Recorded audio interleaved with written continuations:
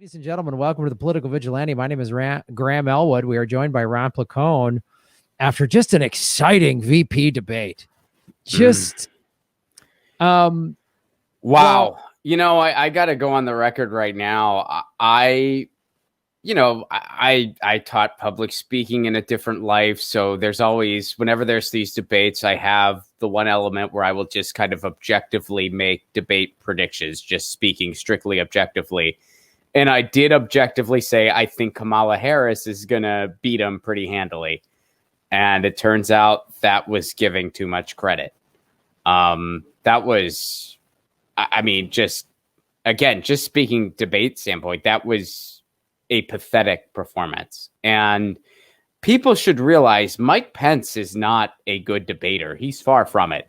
He has just had incredibly weak opponents. I mean, he has had Tim Kaine, who is arguably the most pathetic candidate in all of U.S. politics, which is saying a lot. I mean, that's the bottom of the crud of the barrel. And Kamala Harris, who I don't think is quite as bad as Tim Kaine, but really, wow, that was sad. I mean, that was just sad. Mike Pence is like this, such an easily beatable dude.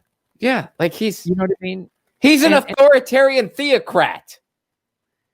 How can you not out-debate that guy? It's so easy. And yet, at some moment, she kind of did.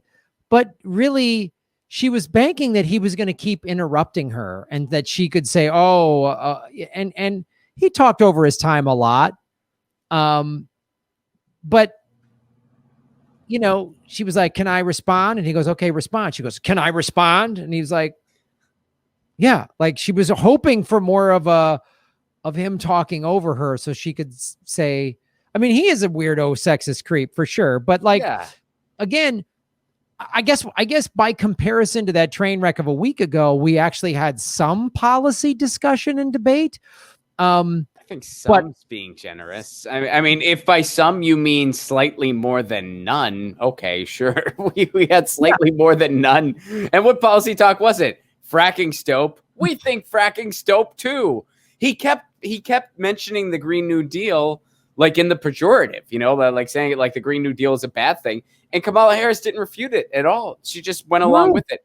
I mean, one of the first rules in debate you're taught is you don't let the opponent define the terms. He defined the terms and she said, gotcha. He said, Green New Deal bad, fracking good, Reaganomics good, Mitt Romney's healthcare plan a disaster, but you're going to defend it. She went right there with him. It was, it was, wow. Yeah. I have incredibly low expectations, and even I was like, really? Wow. Well, this is the problem when you're trying to defeat a conservative with centrism. Mm-hmm. Then you're stuck there going, no, I'm against, I'm not going to ban fracking. Like then you have to just, so what you're just supporting his policy. So then there's nothing. And this is the problem where like the hard left, like if you were like, no, I'm absolutely for banning fracking because it increases earthquakes. I'm going to bring up I've done videos on this in the past. But this is like Oklahoma has had a surge of earthquakes since 2009. Are they due to fracking? Yes.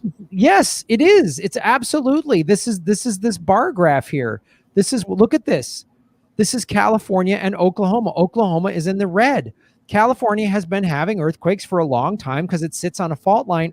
Oklahoma doesn't sit on fault lines, and yet it's had a spike in earthquakes since it started fracking. I've done video after video showing contaminated water in Texas, in Colorado. That's what Kamala Harris should be saying. That's what her argument should be, is fracking is absolutely bad. We need a Green New Deal. Instead, it's you let him say, oh, the Paris Accord, none of these things where it's bad for regulation, this like Republican talking point from 30 years ago, you let him get it in there. You go along with it. You don't refute it. Yes, you say, no, I'm cool with all that too. And then